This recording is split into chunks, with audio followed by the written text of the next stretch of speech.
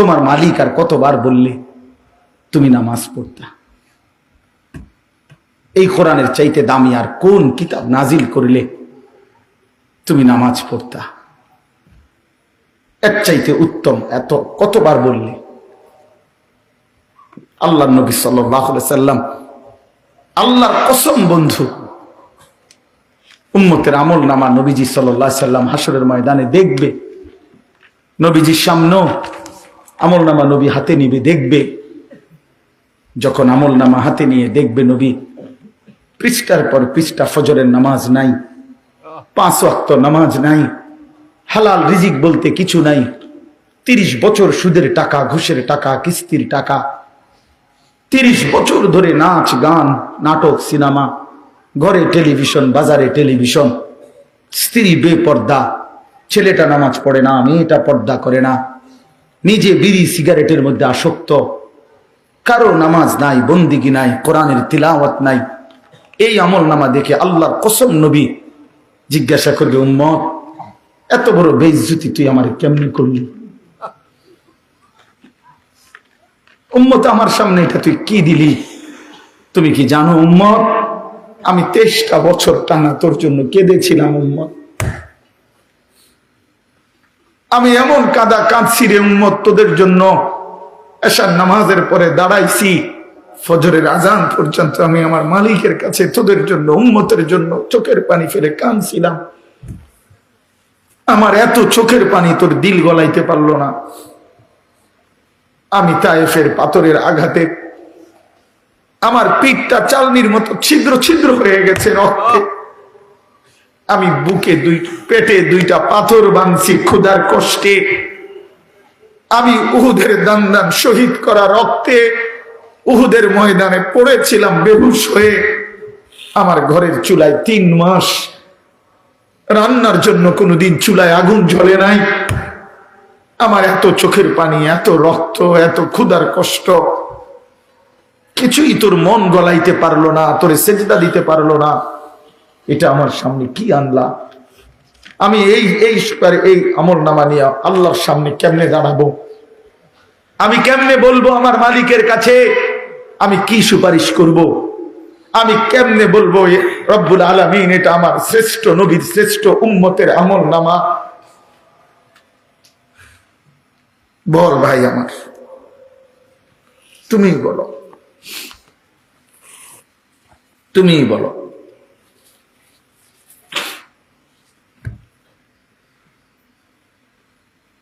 এত বিপুল পরিমাণ মুসলমান আমরা, 92% চাইতে বেশি মুসলমান আমরা, অথচ তারপরেও ইসকনের উগ্র হিন্দু সন্ত্রাসীরা আমার মুসলমান ভাইয়ের জবাই করে ফেলছে, রক্ত লাল করে ফেলছে জমিন।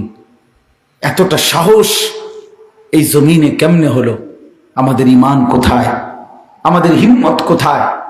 আমাদের আওয়াজ কোথায়? এজন্য দোস্ত আমার, ছেলেরা, এই বন্ধুর কথা মনে রাখো। আর যদি কোনোদিন বলতে নাও পারি তো আজ বললাম, যদি সুযোগ না পাই তো একবারই বললাম। ফিলিস্তিনের মুসলমান আজীবন রক্ত দিবে, তুমি আজীবন মোবাইল টিপবা, এটা কোনো জীবনের শেষ কথা না। রোহিঙ্গা মুসলমান আজীবন কষ্ট পাবে, আর তুমি জীবন ভর শুধু মোবাইল টিপবার এই রঙের ঘুড়ি উড়াইবা না। প্রিয় ভাইয়া, এমনটা নাও হতে পারে, এমনটা নাও হইতে পারে। ফিলিস্তিন যদি জমিনের উপরে, তো বাংলাদেশও জমিনের উপরে, নাকি বাংলাদেশ আসমানে? তাইলে পৃথিবীর এক প্রান্তে মুসলমান নির্যাতিত হলে, পৃথিবীর এক প্রান্তে মুসলমানের রক্ত লাল হলে, আরেক প্রান্ত আমরা নিরাপদ থাকি কেমনে? আমরা নিরাপদ আছি কিভাবে ভাইয়া? কিসের উপরে ভর করে? কে তোমাদেরকে আশ্বাস দিল তোমাদের এই অব্যাহত গুনাহ, নারী, ছবি, এই অসৎ আড্ডা, এই মোবাইলের দিন রাতের এই আসক্তি, 1 ওয়াক্ত নামাজ না পড়া, কখনো ফজরের নামাজ না পড়া, এটা তোমাদেরকে আগামী দিনে স্বস্তিতে থাকতে দিবে, নিরাপদে জমিনে থাকতে দিবে। এই গ্যারান্টি কে দিল বন্ধু? যুবক বলো, ভাইয়া কিশোর বলো, তরুণ ছেলে বলো, যদি পারতাম তোমারে বুকে জড়াইয়া ধরে কতক্ষণ কাঁদতাম যে কেন নামাজ পড়ো না, কেন আল্লাহরে সেজদা দাও না। আল্লাহ আমাদেরকে মাফ করে দেন। আমারও কথা হলো, আমরা চিল্লাইয়া যাই, যে কয়দিন হায়াত আছে, সুযোগ আছে, বলেই যাই, আল্লাহর কথা বলেই যাই। আল্লাহ তাআলা আমাদের প্রত্যেকের উপরে দয়া করেন। ছেলেরা ফিরতে শিখো। রাসূলুল্লাহ সাল্লাল্লাহু আলাইহি সাল্লামের সামনে কেমনে দাঁড়াবেন? আপনারা যারা, মাওলানা ইয়াহিয়া বলতেছিল আপনাদেরকে, মাওলানা বহুত দরদ করে বলছিল এতক্ষণ, দাড়ি কাটাই চেহারা নিয়ে কিভাবে দাঁড়াবেন? 60 বছরের বৃদ্ধ বাবা বিড়ি সিগারেটের এই দুর্গন্ধওয়ালা মুখ নিয়া প্রিয় নবী সাল্লাল্লাহু আলাইহি সাল্লামের সামনে কেমনে দাঁড়াবেন? 40 বছরের সুদের টাকা নিয়া নবীর সামনে কেমনে দাঁড়াবেন? 30 বছরের লাগাতার টেলিভিশন চলছে যেই ঘরে, আপনারা ফ্যামিলির সদস্যরা নবীজির সামনে কেমনে দাঁড়াইবেন? 25 বছর ধরে, 40 বছর ধরে যে বোন কোনোদিন পর্দা করে নাই, সেই বেপর্দা বোন নবীজির সামনে সুপারিশের জন্য কেমনে দাঁড়াবে? কোনোদিন ফজরের নামাজ পড়ে না যে মানুষটা, সে রাসূলুল্লাহ সাল্লাল্লাহু আলাইহি সাল্লামের সামনে কেমনে দাঁড়াবে? সুপারিশ কেমনে চাইবে বলে? দাঁড়াবে কিভাবে? এজন্য আজকে নিয়ত করি, যে ইনশাআল্লাহ 5 ওয়াক্ত নামাজ পড়ব ইনশাআল্লাহ। ছেলেরা বলো বাবা ইনশাআল্লাহ। নওজোয়ান সাথী নিয়ত করো বাপ ইনশাআল্লাহ। হিম্মত করো, পারবা ইনশাআল্লাহ। তুমি পারবা, তুমি যুবক পারবা ইনশাআল্লাহ। নওজোয়ান তুমি পারবা ইনশাআল্লাহ। তুমি সেজদা দিলে আল্লাহর আরশ কাঁপা উঠবে ইনশাআল্লাহ। তোমার আওয়াজে, তোমার হুঙ্কারে, তোমার সেজদায়, তোমার আল্লাহু আকবারের ধ্বনিতে ইসকনের গুন্ডারা হেরে যাবে, ইসকনের সন্ত্রাসীরা হেরে যাবে। ইসকনের জমিন না এটা, এটা ইমানদারের জমিন, এটা মুসলমানের জমিন, এটা কালেমার জমিন, এটা হকের জমিন। এই বাংলার জমিনে ইসলামের পতাকা উড়বে, কালেমার পতাকা উড়বে। এই ভারতীয় আধ্যাত্মবাদের, ভারতীয় এই পৌত্তলিকদের কোন ষড়যন্ত্র বাংলাদেশের জমিনে বাস্তবায়ন হবে না। যুবক দাঁড়ায় চিৎকার বড় বলো ইনশাআল্লাহ। দাঁড়াও নওজোয়ান, দাঁড়াও জওয়ান, দাঁড়াও জওয়ান, দাঁড়াও জওয়ান। হুঁশিয়ার সাবধান, ইসকনের দালালেরা! হুঁশিয়ার সাবধান, ইসকনের দালালেরা! হুঁশিয়ার সাবধান, ভারতের দালালেরা! হুঁশিয়ার সাবধান। আরো জোরে বলো, আরো জোরে বলো। ভারতের দালালেরা! হুঁশিয়ার সাবধান, ইসকনের দালালেরা! হুঁশিয়ার সাবধান।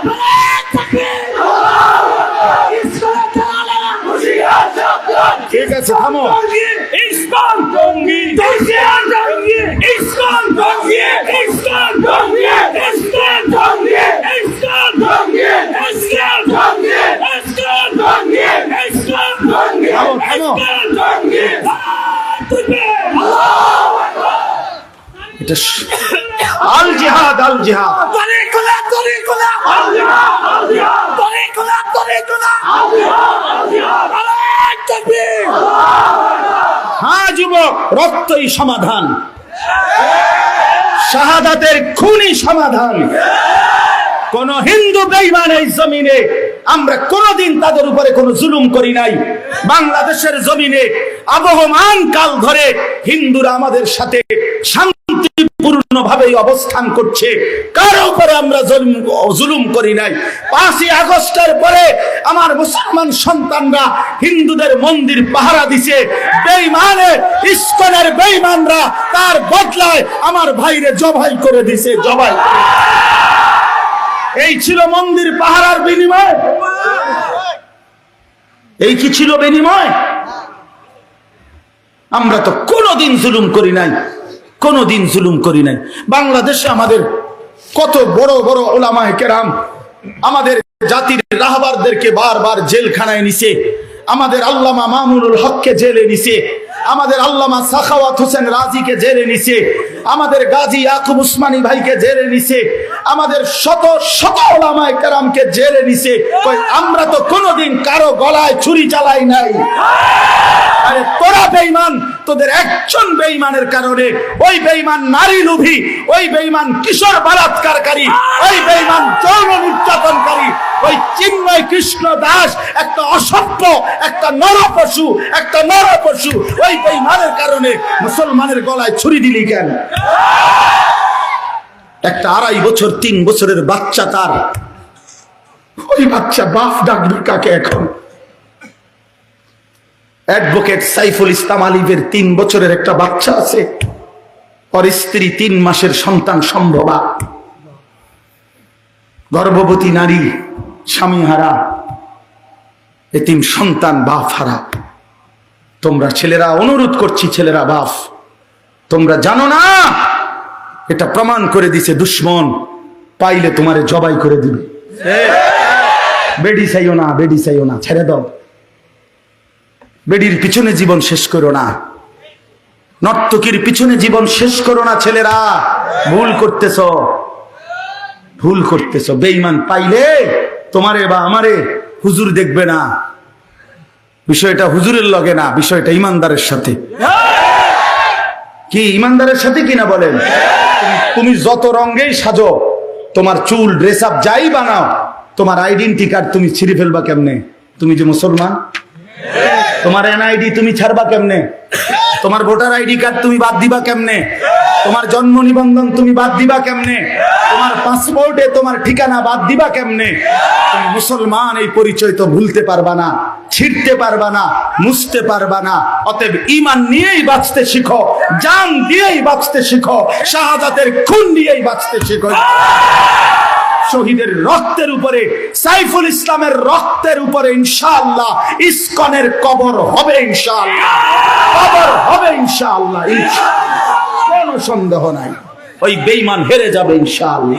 ওরা জানে না ভারত, ওরা জানে না 550 বছর এই গোটা হিন্দুস্তান, পাকিস্তান, ভারত, বাংলাদেশের পুরা উপমহাদেশ মুসলমানরাই শাসন করেছিল। তুমি সংখ্যা কম মনে করছো? হ্যাঁ মুসলমান, তোমার 110 কোটি না 310 কোটি হোক, ইমানদার অল্পই অসংখ্য বেঈমানের মোকাবেলায় যথেষ্ট। ছেলেরা যেদিন জাগবে, আমার নওজোয়ানরা যেদিন জাগবে, সেদিন ভারতের আব্বাও টিকবে না ইনশাআল্লাহ। আল্লাহ আমাদেরকে তৌফিক দান করেন, আল্লাহ আমাদেরকে হিম্মত দান করেন, আল্লাহ আমাদের যুবকদেরকে আগামীর ইসলামের জন্য কবুল করেন। স্বপ্ন দেখি আমরা তোমাদেরকে ইনশাআল্লাহ। আমি চলে যাই, কোনো সমস্যা নাই। আনিসুর রহমানের রক্তে জমিন ভেসে যাক, কোনো অসুবিধা নাই। এমন 2, 4, 10, 50 জনের রক্ত ঝরলে কিচ্ছু হবে না, ওই রক্তে ঈমানের পতাকা উড়বে ইনশাআল্লাহ। আল্লাহ তৌফিক দান করেন। চলো ভাই, আল্লাহ তাআলা বললেন এই মক্কার কাফেরদের, কুরাইশদের এই হালাতের উপরে আল্লাহ তাআলা কি বললেন? আল্লাহ তাআলা বললেন আলহাকুমুত তাকাসুর। এইবার তরজমা শুনেন, তাইলেই কথা শেষ। আল্লাহ তাআলা বললেন আলহাকুমুত তাকাসুর হাত্তা জুরতুমুল মাকাবির। আল্লাহ বলেন, হায় বান্দা কি করলাম? অর্থ সম্পদ, ঘর বাড়ি, বংশধর, এই দুনিয়া নিয়ে বাড়াইবার নেশা তোমাদেরকে আলহাকুম, দুনিয়ার মধ্যে ডুবাইয়া ফেললো, আখিরাত ভুলাইয়া দিল। এই আলহাকুম শব্দের অর্থ 2টা। শাগালাকুম, আনসাকুম। এক অর্থ হইল তাকাসুর শব্দের অর্থ হলো বাড়ানোর নেশা। এই কথাটা বুঝছিনি? কিসের নেশা? বাড়ানো, সম্পদ বাড়ানো, ক্ষমতা বাড়ানো, বংশধর বাড়ানো, নেতাগিরি ফেতাগিরি, এগুলোর মানে দুনিয়া বাড়ানোর নেশা তোমাদেরকে আলহাকুম আই শাগালাকুম ব্যস্ত করে ফেলছে ফিল দুনিয়া, দুনিয়ার ব্যাপারে। আর কি করছে? আনসাকুম আল আখিরা, আর তোমাদেরকে আখিরাত ভুলায় দিছে। এরই মধ্যে হাত্তা জুরতুমুল মাকাবির, একদিন তোমরা কবরেই পৌঁছে গেলা।